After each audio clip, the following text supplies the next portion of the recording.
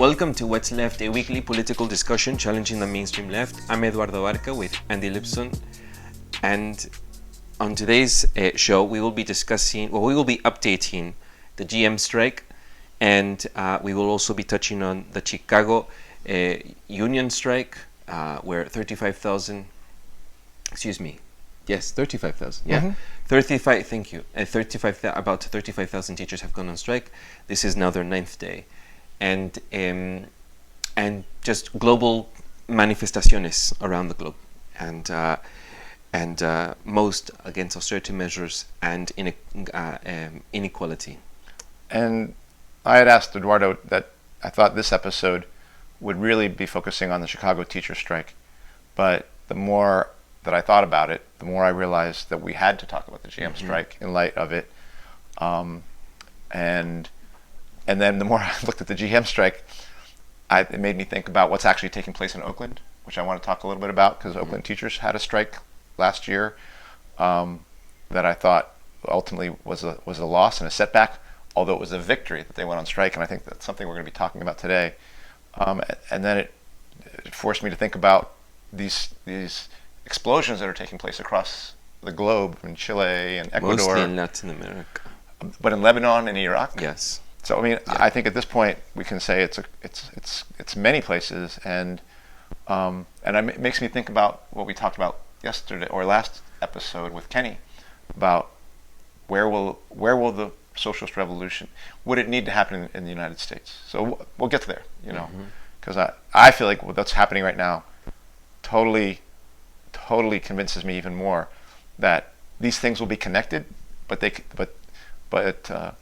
revolutions, if they happen, can happen anywhere, and they will impact everywhere. Mm-hmm. Well, let's get started. On Chicago. Let's just get there a little bit, just to give some context. Like I was saying earlier, the current strike in Chicago is now in its ninth day of negotiations and encompasses both the CTU, which is the Chicago Teachers Union, and Service Employees International Union 73, which represents the classroom aides, custodians, and other workers who keep the city school system serving some 361,000 students running. Yeah, it's about SEIU there. That's about 7,000 of their 29,000 members that are paraprofessionals and janitors and things like that. Yeah, those two unions together represent about 35,000 workers. That's why that figure was there. There are 35,000 teachers, 35,000 workers, and tens of thousands of whom have been picketing this week outside of their schools and flooding Chicago's downtown center. Yeah. Well, I'll give my take in a second. The CTU, which is again the Chicago Teachers Union, is arguing for higher pay to keep up with Chicago's mounting cost of living, alongside a long list of other requests, including smaller class sizes, more school nurses, librarians, funding for bilingual education, and access to affordable housing for teachers and their students, an estimated 16,450 of whom are homeless. And the issue of special education has been highlighted in terms of getting more support, which would be the paraprofessionals, getting more of those people, having them get paid more as well. I think it features large, actually, in their contract. And this is nothing new to any union protest across the USA. Most teachers want smaller class sizes. Most teachers want more support for their students. Not just teachers, employees, anyone who's there, personnel want this support. So this is just that I'll just say this, a non-bipartisan issue. Yeah, although it affects wherever you stand on whichever party line. Right. That's why we talk about the red wave last. Although I think that the emphasis on this strike that I've heard, at least talked from the union, even though wages feature in it, and the mayor or the initial offer by the mayor and by the Chicago Public School was ridiculous in terms of wage increase. It was a very small wage increase, with the statement of we're going to give you a very small wage increase, but we're going to increase the cost of healthcare and benefits, which again usually that comes into taking a pay cut. So that was miserable. But I actually believe that CTU's biggest issues, the major emphasis they're making, is on work condition issues. And I understand that. Like, I actually think things are it's getting harder and harder to be a classroom teacher, and it's burning people out in the same way that, I can imagine GM auto workers are feeling the same way, but so I think that was interesting to me, is that the emphasis is a little bit more on the work condition stuff, which is actually what I predict will happen in our own negotiations. Here in San Francisco. In San Francisco, yeah. And I think there's truth to that. I mean, the amount that it costs to live in a city, at this point, your wages can't keep up with these costs.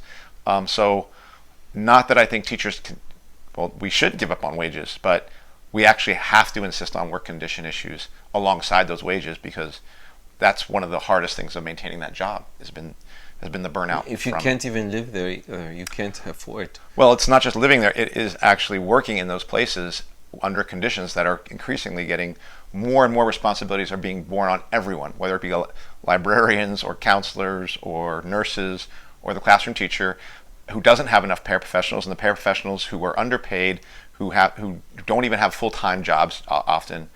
All of us are working under hard, like really difficult work conditions that are just burning people out real quick. So the jobs are becoming unsustainable, and we've already heard about how more and more people are leaving the education field and things like that. So this fight around work conditions is a vital one. And we should point out that this is the third largest school district, I think so, in the USA. Yeah. I think I was reading that. And New York's the biggest, LA is second biggest, I think Chicago is third. Yeah. 300,000 I trust you on that. 300,000 students, I think, are served in Chicago. Yeah. Now, I was listening to KPFA I think it was 2 days ago, or I'm not sure when, but the newly elected mayor, which is Lori Lightfoot, elected this year. Well, let's just say that she is the first African American woman and first openly LGBTQ mayor of Chicago. I only mention this because, as we said with Alabama, when the anti-abortion bill passed, or they were considering it, I think it was in the legislative body, but then the governor was approving for it. This was a woman, in favor of this legislation. And here we have what we think, or what most liberals would think, would have a woman, and a first openly queer woman of color, that would be in support of these protests, you would think, right? Has called for teachers to go back to work as the negotiations are ongoing. Essentially, we'll deal with this, and you just need to go back to work, and don't worry about it. We'll handle it. But you don't deserve the right to go out and be on the streets, because you need to be working. That's what we're asking for you. The district has no more. They're saying we have no more money for you. We're out. Our pockets are empty. That's what she's claiming. And one would think that if you're electing someone that is under this identity politics idealism, that you would have someone that would be on your side, so to speak, because they are all these different intersectional layers about themselves that would be more understanding and sympathetic to one's cause. But again, I think this is another reason why we just cannot base it on electing a certain person because of the color of their skin, or electing a certain person because of who they are who they identify, because it's not going to work. Someone is going to be a capitalist, someone's going to be pro-privatization, whatever color, gender, whatever identity they may hold. And I think that's why I wanted to bring that up. That was just that tidbit, because she is considered one of the most progressive mayors, but yet she is calling for the strike to end. Right, and she's basically telling that she's going to do everything in her power to break the strike, to defeat the strike. The strike's demands, which are smaller class sizes, resources for public education in Chicago, which teaches the most underserved. And not only does this show that identity politics is, is not up to the challenge, I think this exposes identity politics as literally a tool of the ruling class for attacking the working class. I mean, to me, what better representative for the capitalist than an LGBTQ African-American woman to say, you teachers, you're hurting black kids. You're hurting black kids who right now have sports that they need to be going on. They could be going to these important state finals and things like that. You're hurting black kids. You're the one keeping kids from having their meals right now, from not coming to school. So the capitalist class gets to have a black woman say that. It would be very hard for a white person, white male person, straight, whatever, it would be easier to penetrate that and say, you're a liar, you're a capitalist liar. But now, because of identity politics, people think that she's different because she's saying that. Well, who benefits from her being able to say that and seem credible? The working class? No. The ruling class. The ruling class has a black woman, and this is not just happening in Chicago. There have been a whole bevy of mayors around the country. In fact, I saw an article recently that black Democrat mayors, female black Democrat mayors, are more prolific than at any time in recent history. And not only who are better to come out and break strikes, but who is it better to gentrify a city? There was a whole time when it was about taking money out of the city and things like that because it was white flight. Well, now that is reversed, right? The trend is reversed. Money's coming back into the city. And who better to say the money's coming back into the city, but it's not going to go to the people of the city. It's not going to go to the African American citizens of that city. Who better to do that than a black politician? Mm-hmm. And that's exactly how identity politics is being used. It's literally a capitalist cover for racist attacks, working class and racist attacks on our children and on our people. Mm-hmm. So literally, identity politics is a liberal weapon of the capitalist class, not only used to divide workers in our country within our class, but to actually, ideologically attack us and say, oh, I'm the one, because I have this identity, I can tell you, I can be credible in saying that, I care about black children. If she cared about black children, she would do exactly what she says she can't do, which is take the $1 billion, $1.5 billion that's supposed to go to development of these Lincoln Yards and say, no, we're going to push it back to the schools. She's saying that's not even up for discussion. Why does she care? Whose side is she on? If she's a person who's supporting people who are poor, and she literally ran for mayor on the CTU platform. She adopted almost everything they had. So now this has been exposed. And it just, to me, shows that it's not about identity politics falling short. We have to understand identity politics are a tool of the ruling class used to smash working class and used to gaslight us on a level, everywhere, to make it seem like, oh, they must not really be attacking us because either a black person is telling us or a woman's telling us. No, it's I recently saw a thing on how there's all these women heads of Raytheon and these various military industrial complex companies. So it's like, whether you're black, woman, gay, when you're a capitalist, you're going to come after the working class, and you're going to benefit only your class, and we have to understand that. I think I will consider myself, I'll say for myself, many of us have fallen for the identity politics pyramid scheme when we were in 2008 voting for Barack Obama. Yeah. Because at that time I had different ideals, but most people voted for him because they identified with him because he was going to be the first black African American president. But we have to remember that even after he was elected, there was 8 years of so-called hope. And what has been really the preparation of that soil for I don't want to use a garden, the preparation for whatever we were sowing at that time is reaping right now for Donald Trump. Yeah.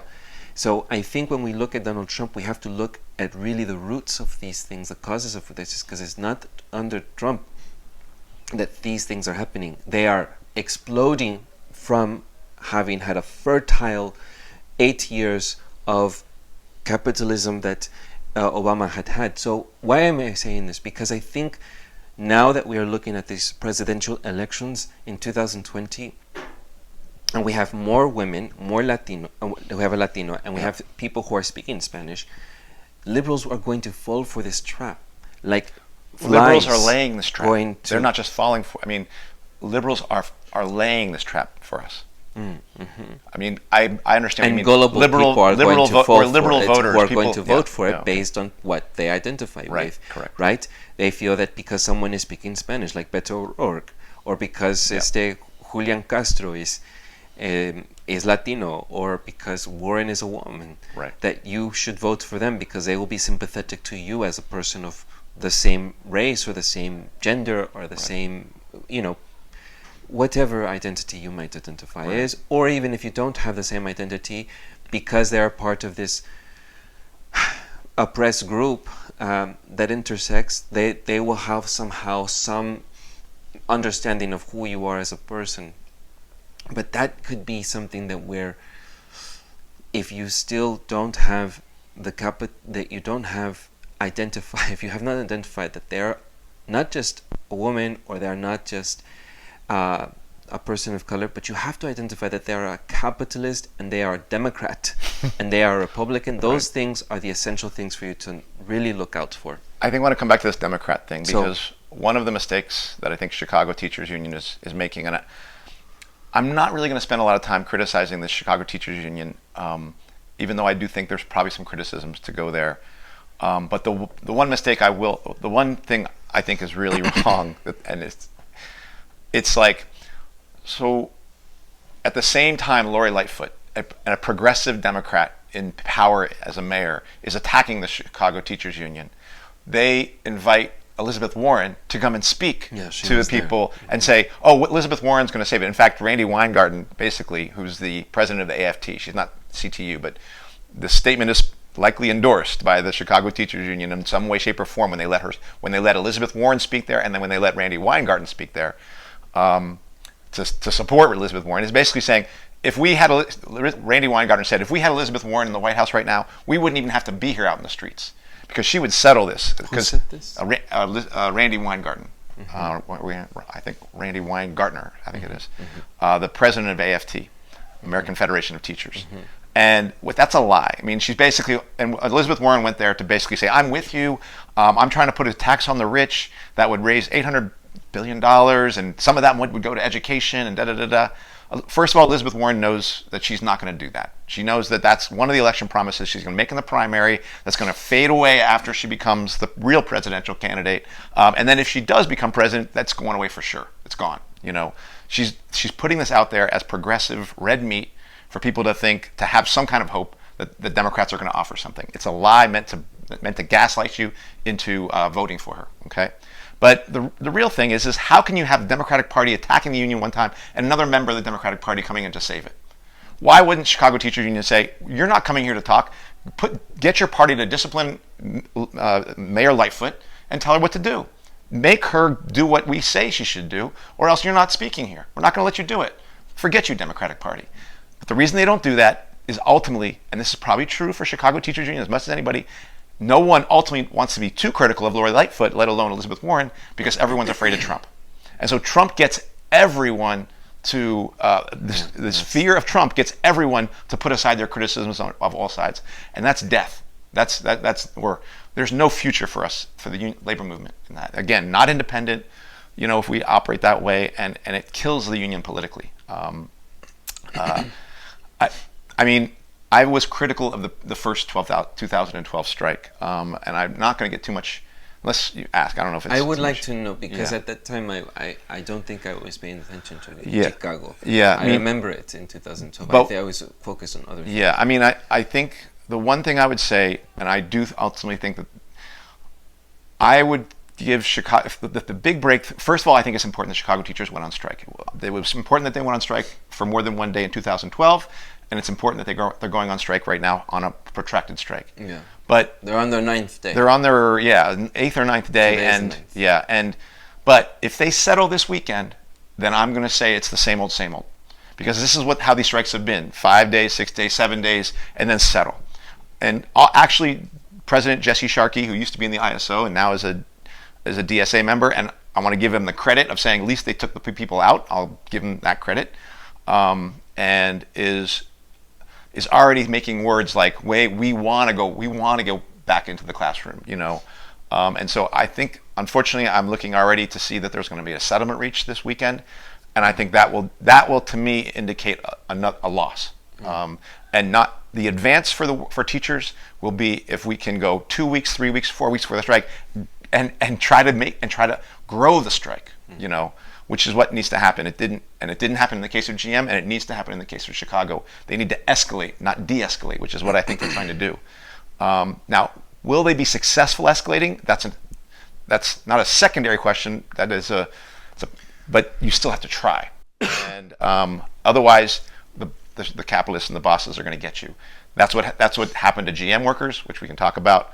And I think it's what will happen in Chicago, and they'll be forced to settle for, like, one of the offers that they had was we'll have decreased class sizes only in low-income schools. It's sort of, and 15% of your students will have lower class sizes, and you'll get a librarian, but not something more for paraprofessionals, or not necessarily nothing better for nurses. Essentially, getting a partial compromise, and they should not accept that. They need to expand the strike and get more from them, and force Lightfoot to basically beg them to exit this strike and give them more money. That's what you want to do. Is you in the same way they're trying to break your will, you have to break their will, and the only way they can do that is by expanding that strike. We touched on this once with one of our guests. What is our response when the Lori Lightfoot comes out saying, basically, there isn't any money? It's a lie. There is money. There's just not money. They're not allocating money for schools. There's one wealthy person in Chicago who has $49 billion. This guy Fitzger or something like that. The fact that they're already putting $1.5 billion to a new development that's a plan that they have for Chicago gives lie to that. They've just chosen not to allocate these funds to education, and they're choosing not to tax companies in there because, for the same reason they don't do it in San Francisco. They're trying to create a business-friendly environment that will bring wealth back into the city. It's the plan. It's the gentrification plan. How do you get investment to come into the city? You get wealthy people to come into the city. How do you get wealthy people to come into the city? You promise them lower taxes. You promise them they can do business here on the cheap compared to some other city. That's how they do it. And so, essentially, it means you get money in the city by being the most appealing to the wealthiest of the world and the wealthiest of your state, and draw them there, or the wealthiest of the country, and draw them there, and then you flush out anybody who doesn't have money because it becomes too expensive. Mm-hmm. So Lori Lightfoot is doing the work of gentrifying the city. I mean, she didn't start it, but she's continuing it. But she's just going to do it with a different skin tone than Rahm Emanuel. But it's going to seem more believable. She can seem more credible when she says, "I'm doing this to revitalize the city and for all our people and for black people and for white people, whatever." And it's a lie. It's an attack on workers, and it's going to hit the people of color the most because, as we said, capitalism oppresses us all, but oppresses some more than others. And this is what's going to come down on the heads of blacks and immigrants more than it does on other workers, even though it's going to come down on all of us. I remember that Chicago was a prime example in 2012. I don't remember all of the details right now. I forgot some, but I think most of the districts here in the Bay Area were looking up to Chicago. Yeah, and it was right, just like GM strike, which is now ended. The Chicago teachers and their union deserve to be applauded, both in 2012 and now, for going on a strike. The problem in 2012 is the district said, the Chicago school district said, we're not going to allow you to bargain over school closures. It's kind of similar to Oakland. Mm-hmm. And Chicago teachers didn't insist on it. They talked about building all these solidarity groups, how we're in solidarity with our community, we're going to save our schools and things like that. And they didn't do it. And they said, we can't do that. It's non-contractual. You can't go for that. You have to extend the strike. You have to extend your demands and ensure that you don't close the schools. Because what happened, as soon as the strike was over, 49 schools were closed, thousands of teachers lost their jobs, mm-hmm. and it seemed like a defeat. And this is what they're going to do. The bosses, if you don't make them squeal, if you don't make them suffer and feel the pain of your strike, they're going to bring it back to you at the end. You have to make them afraid of you, and they didn't. They basically tried to cut a deal with them. They got a few scraps, but that's when, right after the strike was settled, and there was about a 20% no vote on that strike that people didn't want to talk about, but 20% of the teachers knew they were about to get screwed once this thing was over, and that's what happened. And the other thing is and this is what happened in LA, is you cut loose the people you said, this is a broader fight. This is a fight for social justice. You can't compromise on these things then. If it's social justice, you got to go for it all. You can't say, well, we can't get what you want. We're just getting what we want. And that's why I do think it's now harder to build those links now, because it was proven a lie. It was proven that we will only fight for ourselves. And I think LA is going to face the same thing. Nevertheless, I commend these teachers for going on strike. I commend that union. We haven't done it in San Francisco. We have to do the same thing and learn the bitter lessons of these defeats even. And I think there's something going on in Oakland that shows me the value of the strike, even if it goes on to defeat, because there's fistfights taking place on the Board of Ed meetings, versus the police. And that stuff wouldn't be happening in Oakland right now if they hadn't gone through the bitter strike they did, if they didn't have the large no vote, They learned the lesson of struggle that you can't play nice. You have to go for it all, and you have to ask for it all, and you can't say, well, this is as far as I'll go, And I think that frustration and even that desperation is showing itself in Oakland, but it's been earned. It's earned frustration out of the fact that they themselves did fight for the school closures and against school closures, and the school district said, well, we'll at least suspend it. But as soon as that suspension date in August was done, school closures started. And the union had no answer for it. And so now there's frustration, and now they're going to the Board of Ed to try to stop it. And now you see video of police on one line and protesters on the other, and people are crossing it, and then there's scrap. I mean, that you would never see that in San Francisco. In fact, I don't think you will see it in San Francisco unless we go on strike and we really put something on the line and experience what it means to lose, really. We have to lose before we're going to win. And I don't mean lose. Like Oakland got something back, but ultimately it was a defeat. And that's what's happening for the GM workers. That's what happened to the LA teachers. That's what's happening to the Oakland teachers. And that's what Chicago is going to experience. They're going to call it a win. They're going to say, if they reach an agreement this Saturday and Sunday, I guarantee you Jesse Sharkey is going to tell us how wonderful agreement that is. But I guarantee you it's a defeat. Because the union isn't stepping up the cause, isn't stepping up the struggle. It can only mean defeat. I invite our listeners and viewers to go check out our episode with 3 teachers that were on strike. Yeah. And the 4th retired teacher that was giving us a lot of context that is really heavily involved and knows the contract like the back of his hand. Yes. Yeah. That was Jack. Uh-huh. Yeah. And Donna from Oakland and Claire from LA. Yeah. And another teacher as well. Italian background. I forgot his name. Oh yeah, Jimmy, yeah. Well, GM, should we? Some 40 days after United Automobile Workers walked off the job, picketing General Motors, which is GM, that's what we're referring to for people who may not be familiar with these acronyms, plants, picketing General Motor plants and grinding operations to a halt, the labor's union members have ratified the tentative deal. 57 to 43%. Which is a fairly significant. That's a pretty significant no vote. That was the level of the no vote in Oakland. Mm-hmm. That was today, the 25th of October, Friday. Among accusations, and I think probably true, all the things I've read about the strike come from World Social's website. I have to give them credit for their coverage of this. It's been hard to find good analysis of what's going on, and I think they do a lot to criticize the crooked and corrupt labor leadership. Obviously, they criticize GM as well, and I think it's true. And I actually think that the way the vote was done was to basically make the plant that was going to be shut down, Lordstown plant, be one of the last places where the vote. So the vote was taken in individual sites, and one of the last plants to be done was a large plant in Lordstown, which was going to be shut down. And there's some offer of reconverting that to an electrical to work a plant that builds electric cars, but there's no guarantee about it. It's nothing guaranteed, so it's mythical. But it's some statement that the GM said, "Oh, we're planning on doing that." What I did read is that GM will close 3 factories. Yeah, Lordstown was one of them. Okay. Yeah. All right. Yeah. So the union organized this vote in a way to try to create the greatest likelihood that they get a yes vote, which is what all unions do. It's not just UAW. All unions do some version of this. But I have no question that there's funny business with regards to it. Do I think that the vote is that the vote was actually a no vote, I don't know. But I don't believe that I believe that the union did everything they could to create the conditions for a yes vote.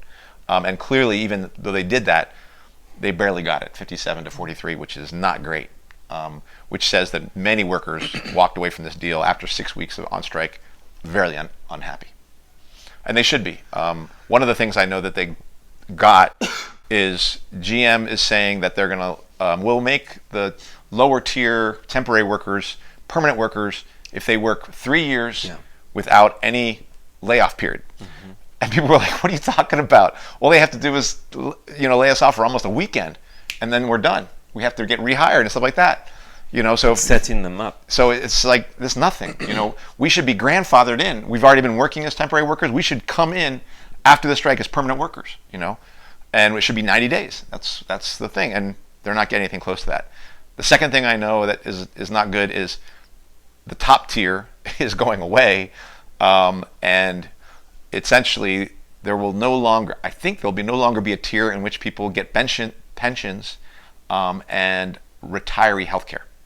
And that to me is pretty crazy. That's preliminary stuff that I heard. So it looks like a really bad deal, and not much was gained from everything I heard from initial things that were asked for and agreed to by GM. Well, the UAW says it will turn its attention to the Ford Motor Company contract next, which is crazy.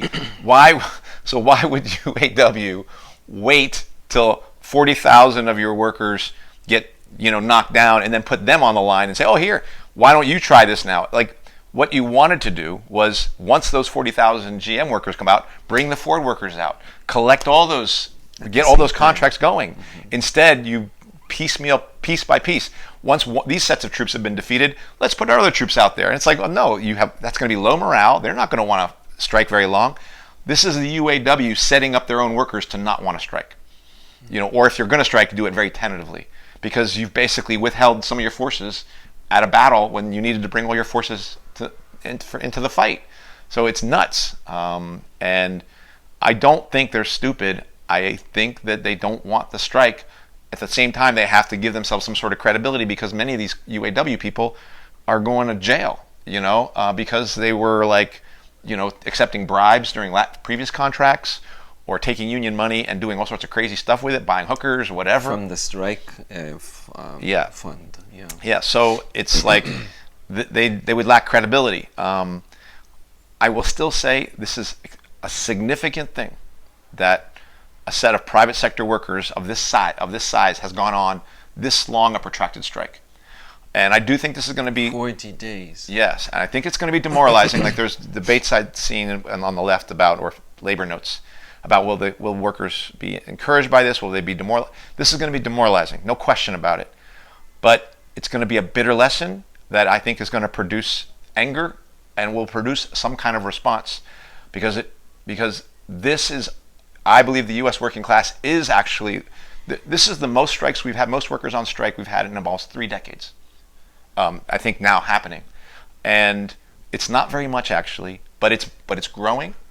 And when you look at what's happening around the globe, in Chile and Ecuador, in Lebanon, which we're going to get to, you can see the United States working class is starting to learn some lessons, because the level of struggle in Chile is off the hook compared to what's happening here. That's the level we need here. They're using the military against their people. Yeah, and we'll get there. Yes, and the level of militancy in those countries is far advanced of where we are at. But we only have the chance of getting there if we go through this season of struggle. And it's not going to be pretty. It's not going to be fun. It's not going to be like, oh, win, win, win. In fact, it's going to be lose, lose, lose. But you get thrown to the mat, and you get beaten up, and you get back up, and you say, okay, what do I have to do to not get beaten up this time? And that's when what's happening in Oakland, to me, indicates the lesson that workers are learning. It says, you know what, that never would have happened, pushing police and things like that prior to the strike. You would have never seen anything like that happen at a Board of Ed. Well, it's starting to happen in this country now, where you have physical fighting happening between teachers and police. That's meaningful, and that's our hope, is that more struggle will produce more lessons, and will produce more militancy, even as it also produces more bitterness. And the left has to act on that, not on people like Bernie Sanders and Alexandria Ocasio-Cortez lecturing, lecturing Facebook on how to shut down the internet more. So. Well, before we. Sorry, it was like a tangent. Well, let's wrap up here on the strikes. Okay, so we're kind of because we had the Chicago strikes and the GM strikes. You wanted to say a few last words. You said something about what could have been done alternatively. Yeah, I mean, so clearly for the GM strike, the not taking the Ford and the Fiat workers out on strike was a mistake by UAW. But I think at the end of the day, where I really put the onus of these defeats. And I think it's also true for Chicago teachers. Like, what could be a game changer for them? The only way we could really change the game for U.S. auto workers or for U.S. teachers in any given city is for that strike to spread. To spread throughout the city and spread to places like San Francisco, so that we as workers feel automatically like, wait, our fellow workers are on strike in Lordstown or in Detroit. We need to go on strike. And the reality is sympathy strikes. Sympathy strikes, right? And the reality is that one thing that characterized these strikes was that mainstream media virtually not covering them to make us not hear about it. But even had we heard about it, unfortunately, we as a class are not. That is not how we think right now. It's not even just how our unions operate. We as a class do not yet have that instinct that says we can't let those people suffer. We have to go out together and make this happen. And that, I do believe, is the difference between, in part, it's the difference between the United States and places like Chile and things like that. Part of it is the attack is general, where, there's an across-the-board increase that is then creating an across-the-board response. So that's partly to do. But we can't let our own workers get picked off this way. And it's very much connected to the question of immigration. If you're willing to cut workers loose across a border and say you can't come in, then you're going to cut workers loose in Detroit. You're going to cut workers loose in Oakland. That's just the way it is. Don't think that just because there's no free lunch here for the working class. We are either internationalists who fight across the board for each other, or we're not. Or we're nationalists who basically say you workers are good and these other workers are not. And if you fall for that, then we will never have true solidarity. That's politically something we have to do, but obviously organizationally, the working class has an immense amount of work to do to to make it so that when one's attacked, the rest of us go into the struggle as well. And it's no different. I mean, this is how workers struggle or this is how workers get over in their own workplace. When they know that their fellow workers aren't going to fight with them or fight for them alongside them, then they cut deals with their bosses, to see if they can get the best thing. That's what happens in our workplace. It's what happens in any workplace. And that's the situation our class faces right now. That we essentially leave those workers who are actually willing to put out a fight. When we don't fight along with them, then we essentially abandon them to cut deals with their bosses. The best deal they can get. And that's going to have to end if we're really going to see changes in the kind of agreements or the kinds of things that are going to happen. And I think that just as people come out when they see a Latino person is being targeted, and Latinos come out in waves, I think we should come out in waves as a working class. Yeah. Then we really would be united, and we would have more demands met, because there are more of us then. And of course, ultimately, it needs to get to the point where it's not about demands for a contract. It's not about that. It will ultimately have to be we are ending capitalism. We are taking the means of production out of your hands, and we are reclaiming them for ourselves because you can't be trusted. So that is also a piece of that. But really, the only way we were going to see the kinds of game-changing agreements is if there are strikes that set off other strikes. That's illegal, but we're going to have to break the law. So the laws are not made to make it easier for workers to fight. The laws are made to make it harder. So we will have to break those laws if we're going to actually make the kind of gains we want to see. Mm-hmm. Yeah. All right. Let's try to shift our focus, which is still connected to the larger picture here around the world. So if we just zoom out some and we see what is happening across the globe, we will find that in places that in Iraq, Lebanon, Chile, Algeria, Catalonia, Spain. Lebanon, Catalonia, Ecuador recently too. Ecuador and Bolivia. There are massive protests that are happening globally. There are these manifestaciones, these protests. The data shows that the amount of protests is increasing and is as high as the Roaring '60s and has been since about 2009. This is coming from Jacqueline van Stekelenburg, a professor who studies social change and conflict at Vrije University in Amsterdam. And I'm just going to say this small little figure here about Oxfam. Said in January that the world's 26 richest individuals owned as much wealth as the poorest half of the global population. Billionaires grew their combined fortunes by 2.5 billion a day in 2018. Or BN. BN is billion, no? Yeah, billion. Okay. A day in 2018, while the relative wealth of the world's poorest 3.8 billion people declined by 500 million a day. So I thought maybe I'd just share that as we delve into these protests, because this is what's happening. It's these disparities. It's the gap of inequality. It's the austerity measures. It is the stifled democracy. And this is all in all of them that we have mentioned, capitalist countries. They all consider. I mean, I know that even the so-called socialist countries are going through something, but the ones that we are focusing on are not. They don't even describe themselves as socialist countries. That's why I'm pointed that out.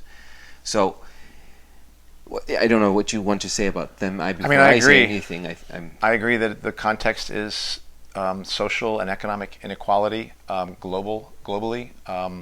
I think they'll say that, oh well, Chile, it's because of the history of Pinochet and fascism. Well, that fascism was brought from what are they called, the Chicago Boys, Milton Friedman, who basically underwrote the economic plan for Chile that Pinochet put in place.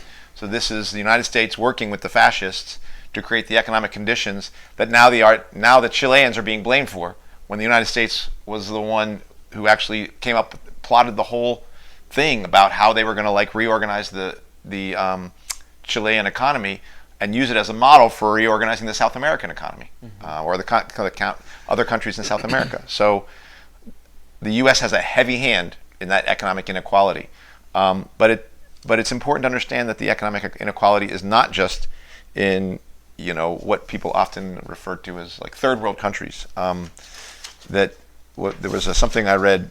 It's called the Gini index.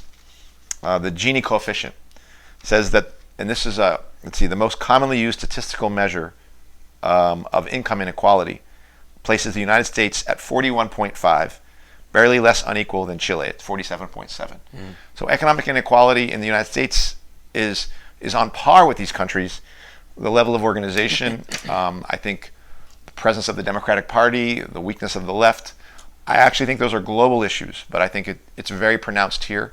But we face record levels of low economic inequality. High economic inequality, and it is creating the conditions that are leading to, I think, this wave of struggle that's even taking place here. Even though I think when we look at Chile, when we look at Lebanon, when we look at Iraq, we are looking at what I think will be our future. In terms of, and hopefully will be our future. It has to be our future. If it isn't our future, there is no future, because unless the U.S. working class joins in that, then it makes it much less likely that there's going to be a global change that needs to take place, a global revolution. Well, you mentioned Lebanon, and I wanted just to give some context, just a little bit of Lebanon, because it's around 1.3 million people, or 20% of the population, are thought to have attended the largest demonstrations so far last Sunday. In Chile, in the capital of Santiago, there are people that are out on the streets, and the military has gone out on the streets, and Presidente Sebastián Piñera, if I remember correctly, is imposing a curfew and has the military going out there, that the UN has had to send out people to go observe the protests, because it has been said that even if people go out after the curfew, that they are getting shot at. And you can see this if you just go on YouTube, and it doesn't matter what source, you're going to see just footage out there. I mean, the way it's described will be dependent on what source you're seeing, but the footage, I'm just talking the footage, if you go see it, it's there. And that's in Chile, and Iraq, and Hong Kong. I'm not going to discuss Hong Kong, because for me, I'm still trying to figure out, it's challenging Hong Kong. I think it's a piece of the puzzle. I think the U.S. is taking advantage of it. I think so. But it's a piece of the puzzle of people's anger. And just like this gets back to where we were talking with Kenny about when do we think the U.S. is coming in and taking advantage and controlling it, and when is the U.S. So in the case of Hong Kong, it's clear that the U.S. is going to use press every advantage to get themselves in there and inconvenience and embarrass and create problems for China. And as the much mainstream as they can. media is going to concentrate on Hong Kong and not Lebanon. Or not Chicago, because or not GM. They're not going to talk about the United States. Right, yes, right, you're right. Yeah, but I agree, they're not going to talk about they're not talking about the struggle in Iraq. They're covering Hong Kong rightly. Right, because it's all about China. But anything that inconveniences and makes trouble for the United States, mainstream media is pretty much a much lighter touch. And it's interesting, though, that the spark of some of these, like in Nicaragua, it was around the pensions. Yeah. In Chile, it was about a metro. Transit fares, And in Lebanon, was it like WhatsApp? Right. It was tax. crazy, yeah. So WhatsApp. It's these little things that you just now, the capitalist class is realizing, they might just ignite their own fire. Right, yeah. If they are trying, even the Yellow Vest movement, it was just an increase on the price of gas, right? And petrol. Correct. And Hong Kong, again, that's divisive, right? But it was the extradition bill. So it just seems to be that these small things can almost light up people. Yes, yeah. Like if it was a cigarette butt and you're lighting up a forest. Right. There's a saying, the straw that breaks the camel's back. Right? Have you heard that? No, saying? I haven't. Basically, it means you keep putting straw on the camel's back, and you put one more piece of straw in it, it like breaks its back, because it's carrying straw or something like that. So I think that's what we're seeing. We're seeing like people have been taking enough and enough and enough, and like you mentioned, in the growing inequality across the globe. I just think it's important for when we talk about GM and Chicago, and the fact that class struggle is on the rise in the United States. We have to see us as we are part of this global world. International world. We're behind. We're behind as a working class, but we're part of it, and we have a big responsibility to try to catch up. Yeah. And honestly, this gives me some hope. I agree. To me, it gives me. But I wasn't sure what your response was going to be, so I was just going to state my own. It just gives me some hope. But if it doesn't get converted to socialist revolution, then this turns the other way. Then all this stuff will become bitterness, becomes ashes in the mouth, and becomes people fighting against each other. So unless these struggles get directed into the way of mass international working class revolution, then all this hope will turn into bitter like badness, And it is what Kenny said last week. You either get fascism, or you get socialism or barbarism. And that is the choice offered. There is no other choice. Yeah, and this is on top of other protests like the climate crisis protests, right? On environmentalism. Again, for our listeners, whether you believe on what is the cause and root cause of this climate crisis, I'm not going to debate that right now with Andy. I think the big question. But again, it's an attack and assault on the environment, destroying lots of things, such as our forests, our waters are being polluted by all the profit-driven dirty meddling of our natural resources. My question is not about whether capitalism destroys the environment. My question about those movements is how independent are they of the Democratic Party?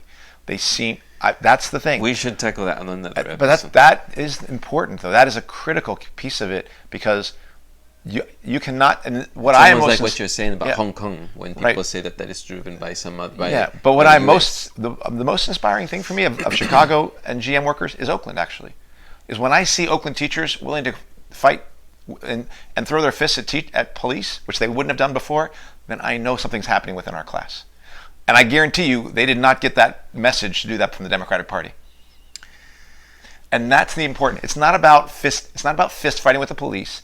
It's about the independence, and that's the element to me and it's about the lesson. It's about saying, this is not my state. You police who defend the Democrats and Republicans are not part of defending me. And when the working class starts to do that and say, I'm not waiting for marching orders from the Democratic Party. I'm not waiting for Ocasio-Cortez to tell me what I should do to get rid of Russian bots, and say that Russia's the problem. We're going to fight this on our own. Then we're getting somewhere, and that's the feature of it that I think is most important. That is my criticism of the environmental movement. Is it was too much in the hands of the Democrats and too much being used as a tool around electioneering. All right. Well, this will be another episode. Otherwise, we'll be here for 2 hours. Yeah, that's great. What I did want to point out, one protest in particular, and this one is because I'm getting WhatsApp messages from my friend I told you, from Carlos, in Barcelona, is on the independence movement, or the lack of, because of the hindrance of, in Catalonia, which is not just Barcelona, but there's a section near Barcelona where on the very northern eastern part of Spain is trying to independenциze themselves. And maybe we'll do it another time when I'm in Spain, because I'm going this year, and we will give greater context. But it's different from the other ones, where it's about really people wanting to independenциze themselves from an empire. They really don't want to be part of this long-lasting empire anymore. And when there was a referendum 2 years ago, and this is very brief, I'm just going to go very brief on this. There's a backlash against the people who have tried to put a referendum for independentization.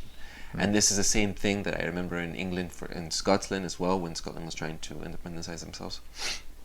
But if you belong to an empire, like a great empire like Spain or England, the USA for Puerto Rico, you're just not going to get out of their hands. They're just going to hold you very tightly. You belong to them.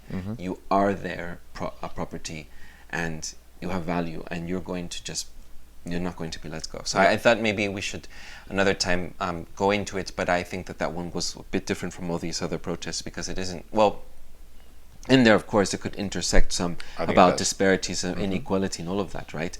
But it's the banner in front of it is the independence movement, right? And on Friday in Barcelona, the 18th of October, there were 525,000 people gathered there, and this is all instigated from having had 9 Catalan separatist leaders guilty of sedition and misuse of public funds over their roles in a failed push for independence 2 years ago. And they were sentenced to between 9 to 13 years in prison. So again, another time we'll do this as far as that one, but I thought that one was one distinct one from different ones, right? Okay. I just want to bring it up because, again, Andy, this is not your show. I know, I'm just saying. I'm just like, okay, go ahead. I'm trying to... Carlos, estoy también intentando darte un poco de espacio aquí durante este programa. Vale. So anyhow, I'm just giving shout out to him. He won't listen to this. He said it's all in English. Oh, he might have heard that last part then. All right. Yeah, I think that is, for me, mentioning all of these things are really hope. As I was saying, I didn't realize it was going to give you hope. I'm actually surprised for you. You're usually very cynical about all of these things. But really, I'm glad you told me in a text message this morning interrupting my meditation time because you sent it exactly at 6 a.m. Yeah. I was just going to get done with it. But where I'm glad you said that we would discuss it in the greater context of the global protests that are happening. So it also gives me hope that, remember I had asked you in an interview question that I asked you on one of the episodes that I had said to you, how will we be able to have a revolution if technology is there to hinder? And now we're in an era of technology, and it has been used by protesters. Yeah, it's a double-edged sword. Yeah.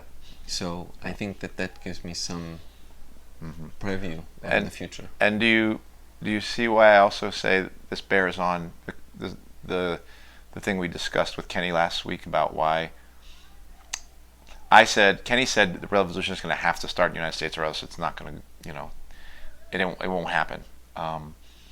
And I do believe that it will have to happen eventually in the United States or else it will get crushed.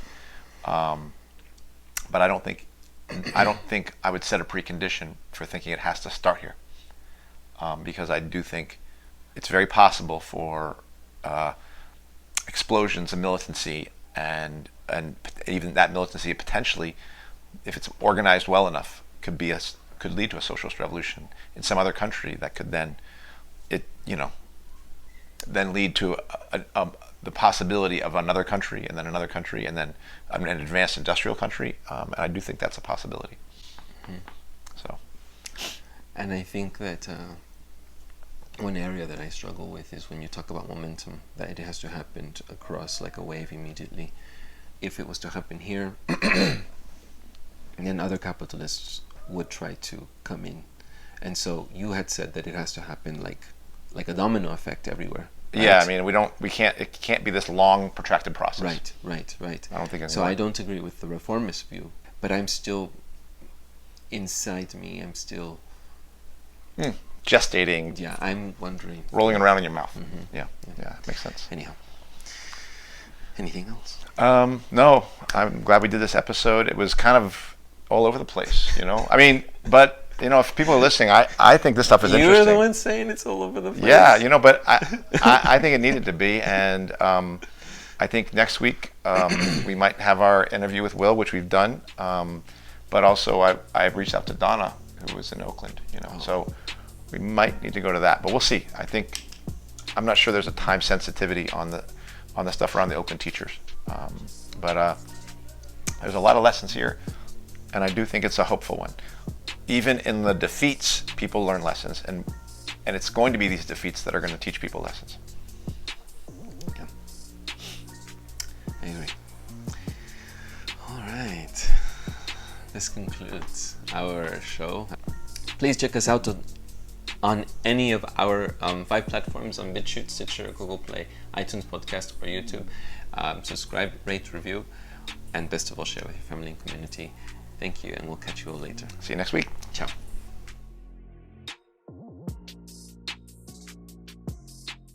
What's the first few words? Welcome to What's Left. Andy, come on. I think it's like we intended on just talking about the Chicago strike, Chicago teacher strike, but on today's show, the topic of today's show will be on